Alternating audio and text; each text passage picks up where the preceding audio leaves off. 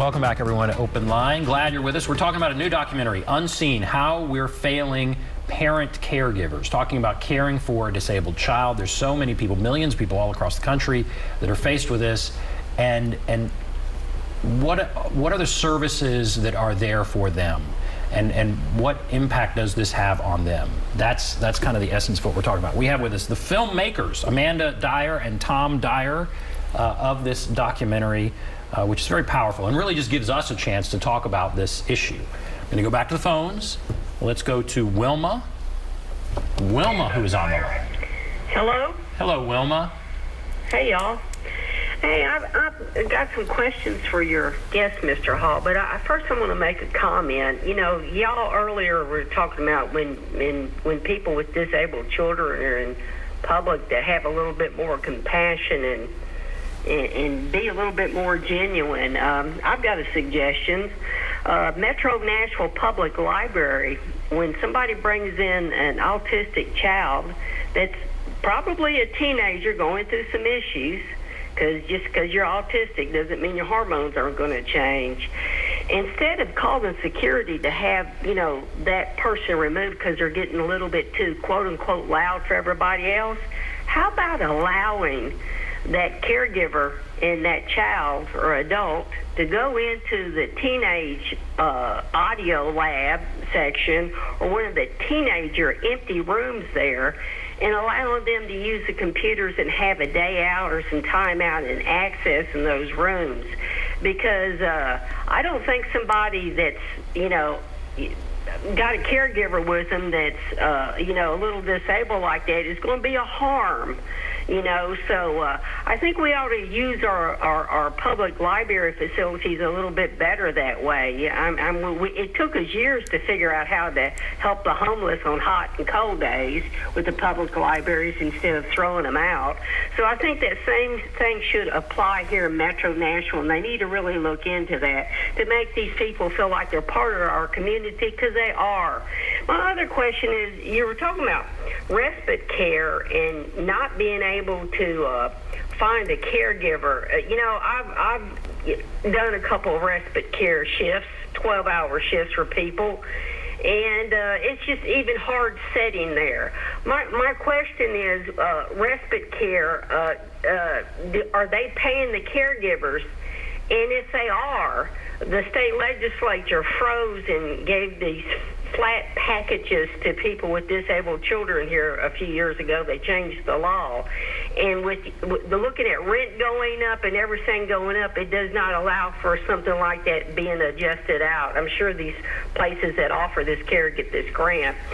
You know, what I have seen in this, when I did some of this 20 years ago, was a simple fact that I worked to an agency, and I was advised how much they were paying the agency. It was way over $20 an hour, and I was getting $9.25 an hour, and having to drive clear across the county to sit there sometimes even for just 4 hours.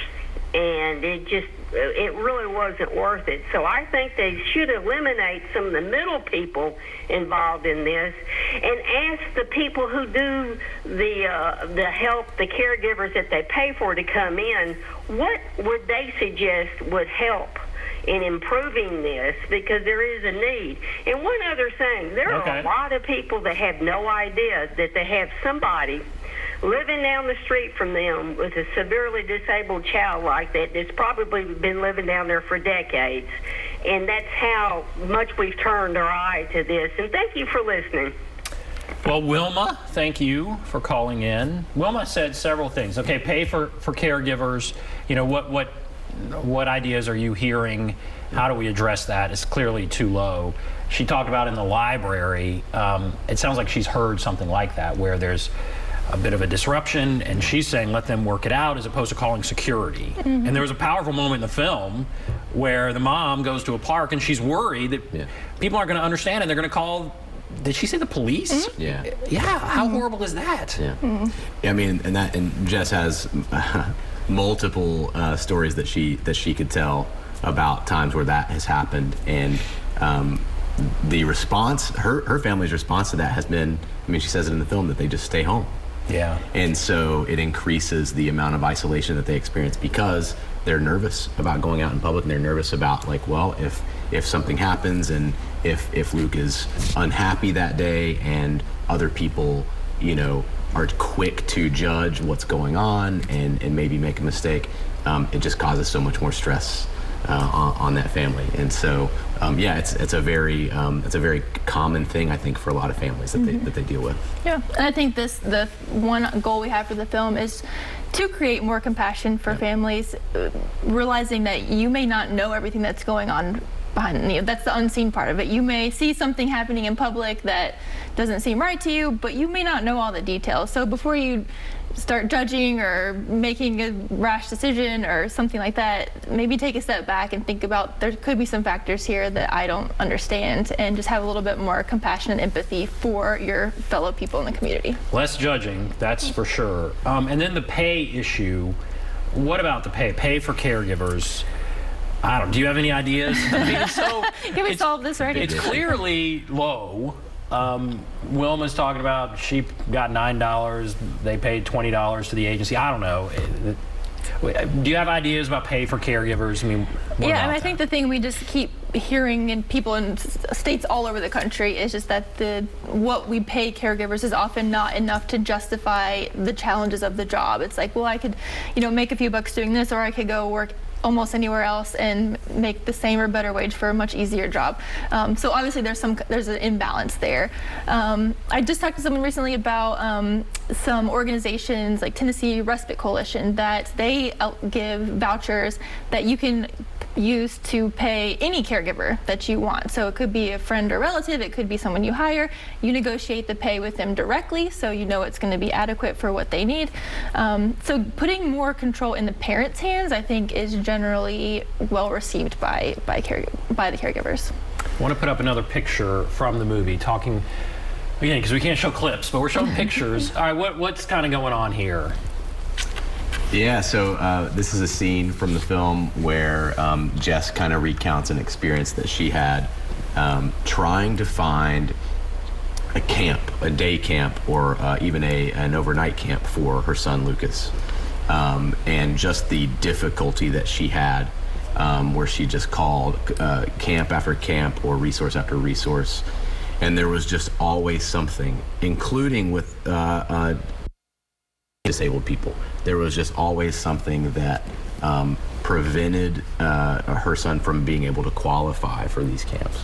Often because he is not toilet trained, so that was a disqualifier in a lot of different camps. For a number of reasons, and her frustration was just that there's not it's not a one-size-fits-all solution, and that the few resources that there are, those weren't even accepting enough of what she needed. And so part of that conversation is that people who don't experience this go, oh, I know there are resources. I've heard about these resources. Well, they don't always apply to everyone.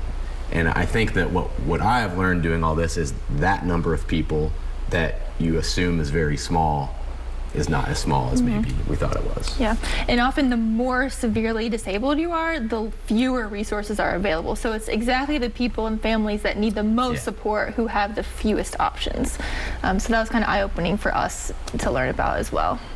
And Wilma said, I bet there's someone, no idea, living just down the street from them that has a disabled child. And do you think that's true for many of us? Mm-hmm. Yeah. Absolutely. I mean, with a number like 1 in 5 kids in Tennessee affected, or 16.8 million families in the United States, I mean, that's a huge number. That's not a small population. So chances are you know somebody. And we've experienced that when we tell people about this project, almost everyone can say, oh, I know, they can think of a family, but it's just so easy to, kind of let it fade into the background, or, it's not your issue. You don't kind of take that step to take action. So that's kind of what we're calling for here, is just to look around you and be aware of the caregivers, and see what you could do. Or sometimes it's hard to know, right? It's hard to know how you can best serve these families or your neighbors. And again, what we've just heard time and time again is like, don't overthink it. Just be kind. Just be conversational. All right, we're going to take a break. We'll come back and we're going to talk about where you can see this. So we'll take a break. Be back right after this.